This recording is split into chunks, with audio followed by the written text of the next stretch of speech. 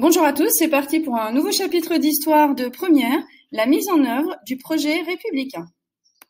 La Première et la Deuxième République ont toutes les deux conduit à la mise en place d'un régime impérial autoritaire. La Troisième s'inscrit, elle, dans la durée.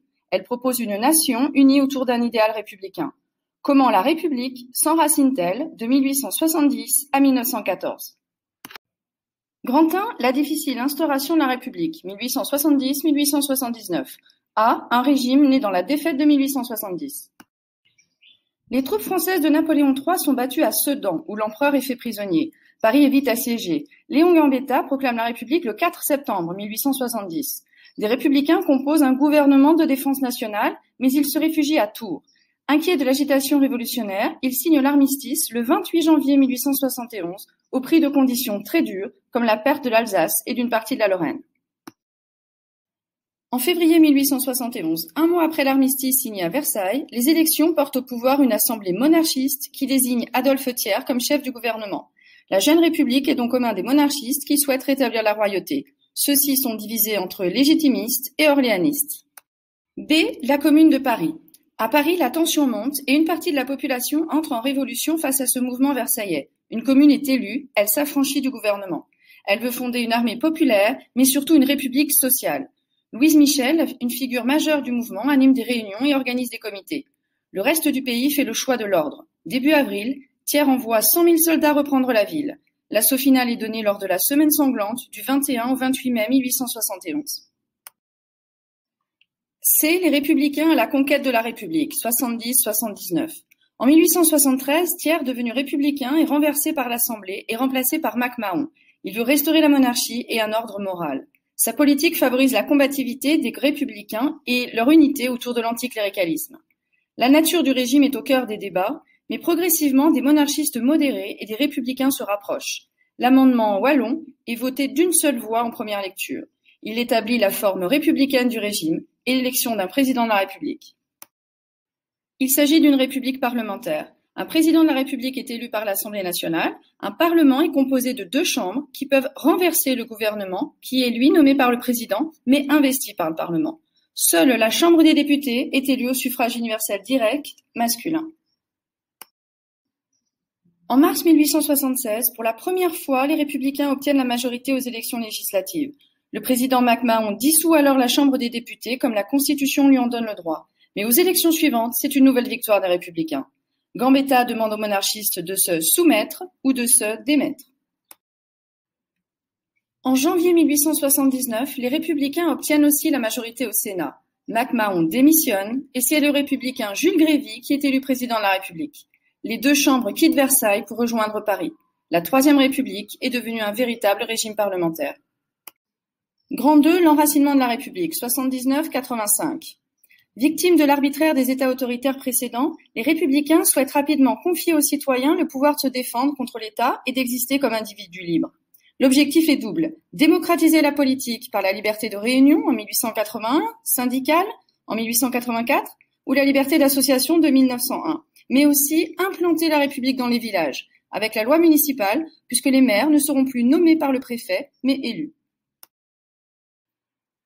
B. Construire une nation républicaine. Pour construire une nation, la République se dote d'un rite qui se construit autour du vote et de symboles comme une devise, un hymne, une allégorie et des cérémonies comme la fête nationale. Tous ces symboles font référence à la Révolution, véritable naissance de la nation souveraine. Marianne, c'est la République, une République conquérante, triomphante et nourricière.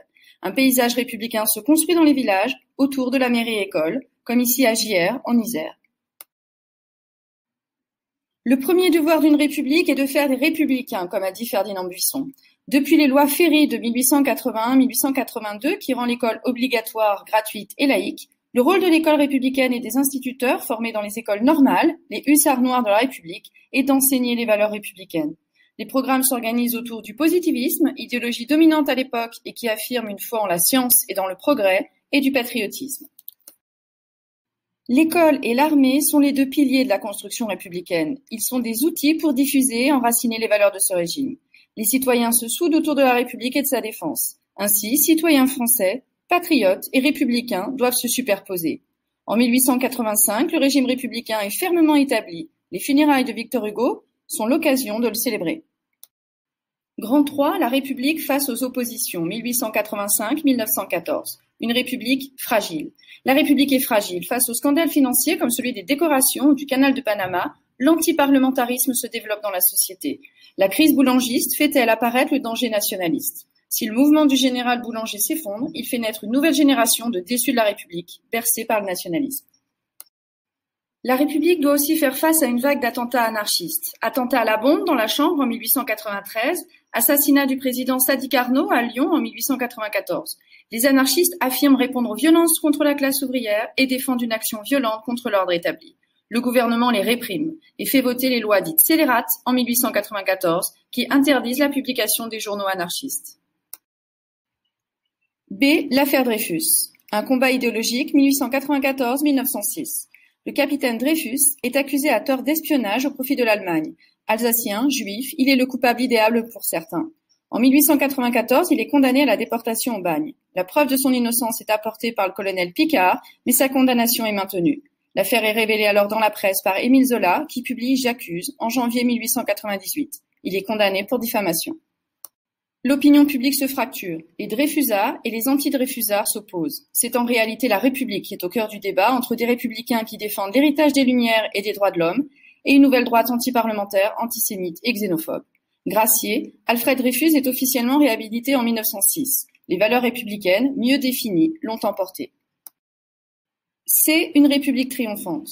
La crise de l'affaire Dreyfus provoque un réflexe de défense nationale. Les républicains et socialistes s'unissent contre les nationalistes et les cléricaux. En 1901, la loi sur les associations permet au gouvernement de mieux contrôler les congrégations religieuses. Aristide Briand propose une loi de séparation des églises et de l'État. Elle est votée en 1905 dans un esprit de compromis pour résoudre les désaccords entre la papauté et la République. Après les vives tensions lors de la crise des inventaires, la République devient laïque.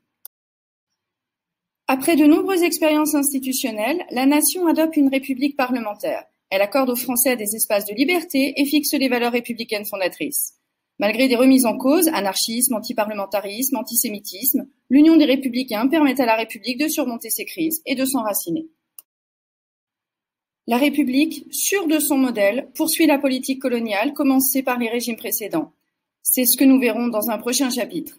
Merci et à très bientôt.